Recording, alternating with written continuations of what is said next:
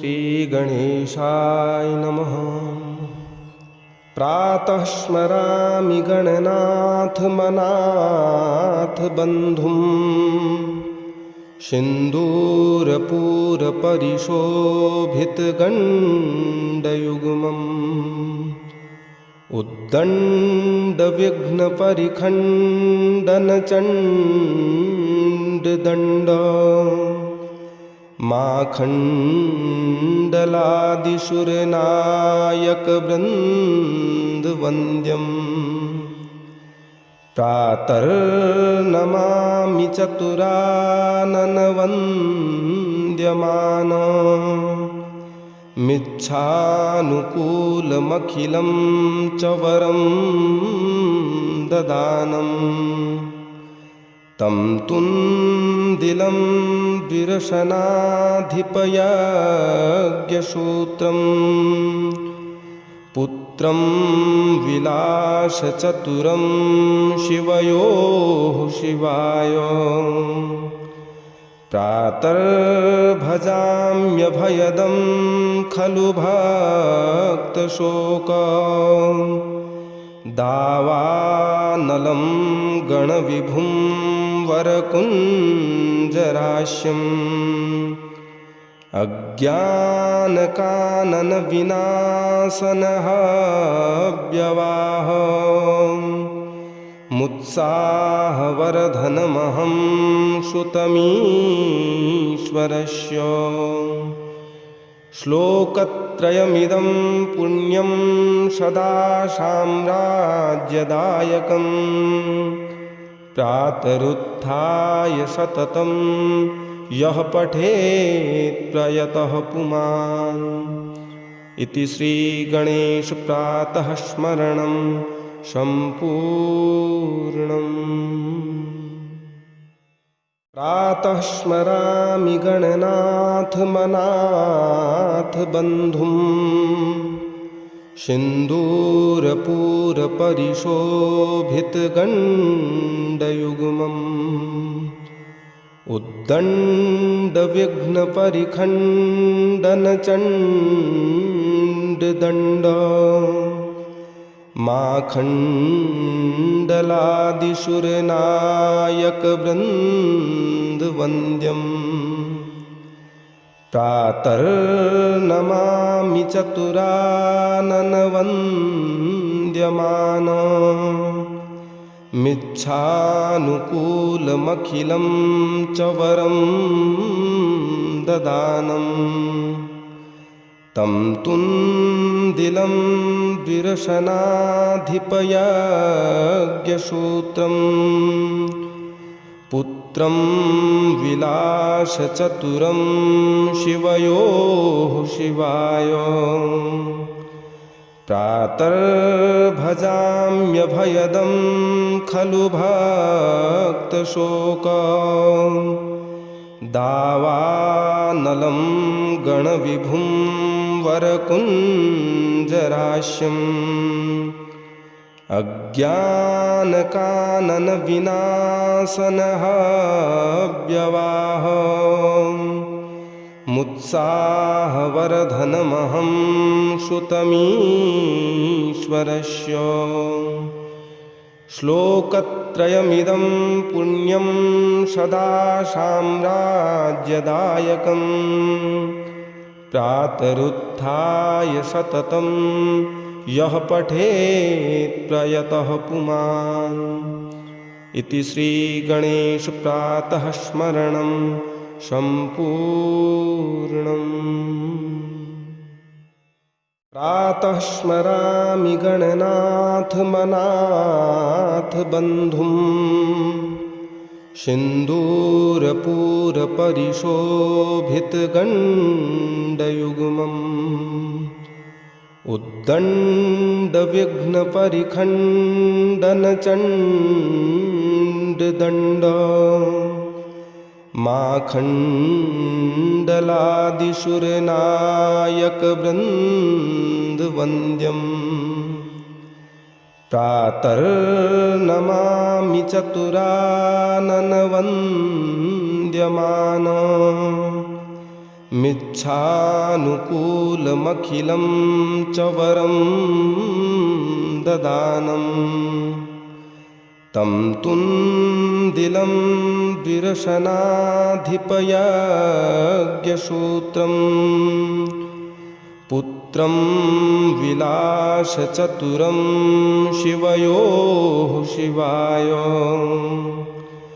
प्रातर्भजाम्यभयदं खलु भक्तशोकं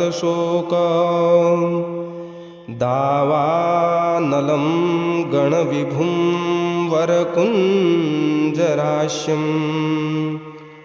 अज्ञानकाननविनाशनः मुत्साहवर्धनमहं श्रुतमीश्वरस्य श्लोकत्रयमिदं पुण्यं सदा साम्राज्यदायकं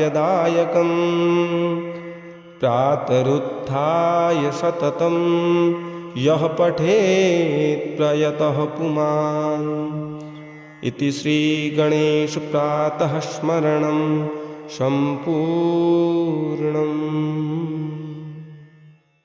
प्रातः स्मरामि गणनाथ मनाथ बन्धुं सिन्दूरपूरपरिशोभितगण्डयुग्मम् उद्दण्डविघ्नपरिखण्डनचण्डदण्ड माखण्डलादिशुरनायकवृन्दवन्द्यम्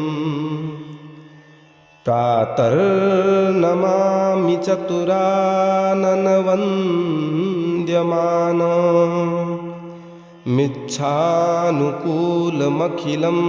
च वरं ददानं तं तुन्दिलं विरशनाधिपयज्ञसूत्रं पुत्रं विलासचतुरं शिवयोः शिवाय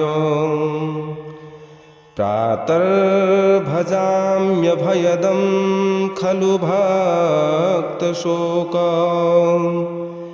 दावानलं गणविभुं वरकुञ्जराश्यम् अज्ञानकाननविनाशनः मुत्साहवर्धनमहं श्रुतमीश्वरस्य श्लोकत्रयमिदं पुण्यं सदा साम्राज्यदायकं प्रातरुत्थाय सततं यः पठेत् प्रयतः पुमान् इति श्रीगणेश प्रातः स्मरणं सम्पूर्णम्।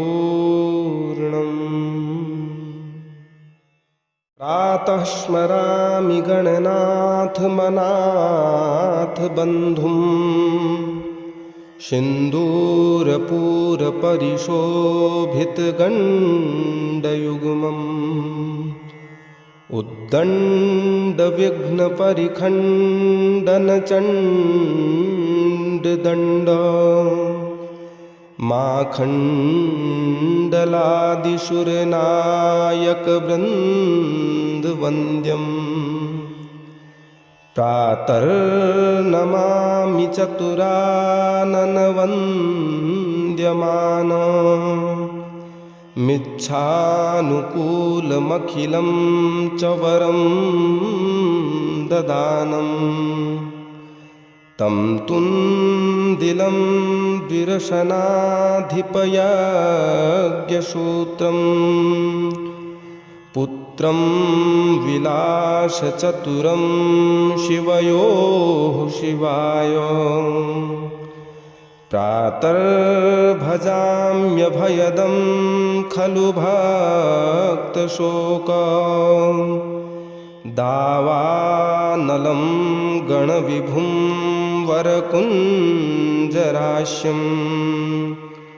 अज्ञानकाननविनाशनः व्यवाह मुत्साहवर्धनमहं श्रुतमीश्वरस्य श्लोकत्रयमिदं पुण्यं सदा साम्राज्यदायकं प्रातरुत्थाय सततं यः पठेत् प्रयतः पुमान्। इति श्रीगणेश प्रातः स्मरणं सम्पूर्णम्। प्रातः स्मरामि गणनाथ मनाथ बन्धुं सिन्दूरपूरपरिशोभितगण्डयुग्मम् उद्दण्डविघ्नपरिखण्डनचण्डदण्ड माखण्डलादिशुरनायकवृन्दवन्द्यम् प्रातर्नमामि चतुराननवन्द्यमान मिच्छानुकूलमखिलं च वरं ददानं तं तुन्दिलं विरशनाधिपयज्ञसूत्रं पुत्रं विलासचतुरं शिवयोः शिवाय प्रातर्भजाम्यभयदं खलु भक्तशोक दावानलं गणविभुं वरकुञ्जराश्यम् अज्ञानकाननविनाशनः व्यवाह मुत्साहवर्धनमहं श्रुतमीश्वरस्य श्लोकत्रयमिदं पुण्यं सदा साम्राज्यदायकं प्रातरुत्थाय सततं यः पठेत् प्रयतः पुमान्। इति श्रीगणेश प्रातः स्मरणं सम्पूर्णम्।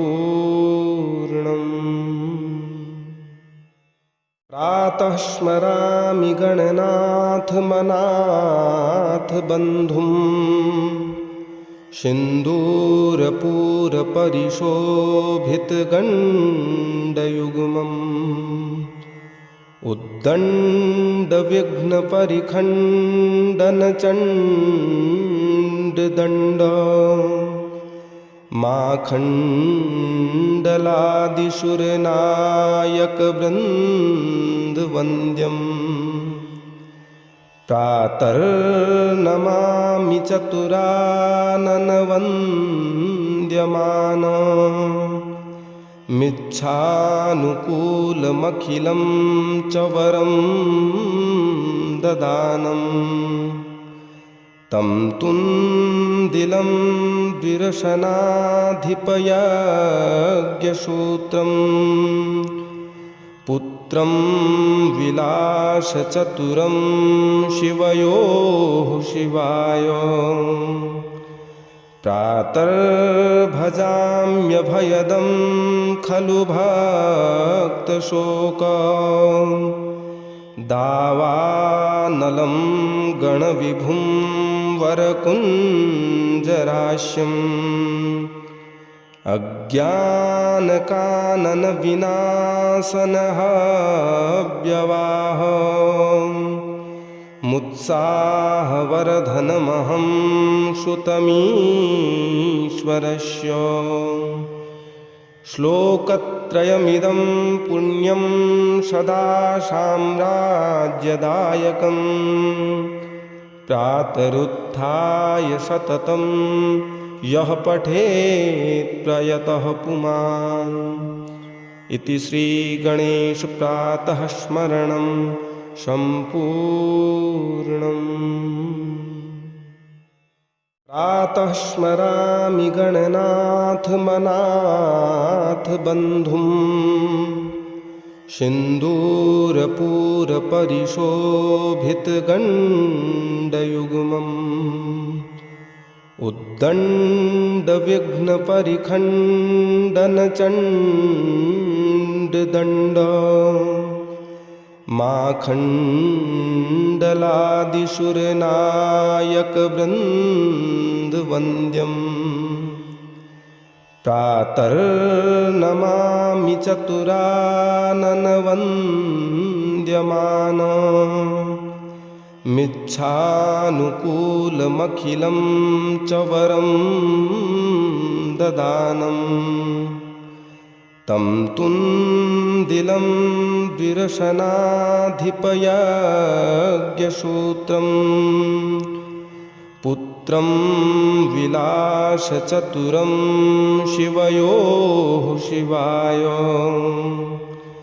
प्रातर्भजाम्यभयदं खलु भक्तशोक दावानलं गणविभुं वरकुञ्जराश्यम् अज्ञानकाननविनाशनः मुत्साहवर्धनमहं श्रुतमीश्वरस्य श्लोकत्रयमिदं पुण्यं सदा साम्राज्यदायकं प्रातरुत्थाय सततं यः पठेत् प्रयतः पुमान् इति श्रीगणेशप्रातः स्मरणं सम्पूर्णम्। प्रातः स्मरामि गणनाथ मनाथ बन्धुम् सिन्दूरपूरपरिशोभितगण्डयुग्मम् उद्दण्डविघ्नपरिखण्डनचण्डदण्ड माखण्डलादिशुरनायकवृन्दवन्द्यम् प्रातर्नमामि चतुराननवन्द्यमान मिच्छानुकूलमखिलं च वरं ददानम् तं तुन्दिलं द्विरशनाधिपयज्ञसूत्रम् पुत्रं विलासचतुरं शिवयोः शिवाय प्रातर्भजाम्यभयदं खलु भक्तशोक दावानलं गणविभुं वरकुञ्जराश्यम् अज्ञानकाननविनाशनः मुत्साहवर्धनमहं श्रुतमीश्वरस्य श्लोकत्रयमिदं पुण्यं सदा साम्राज्यदायकं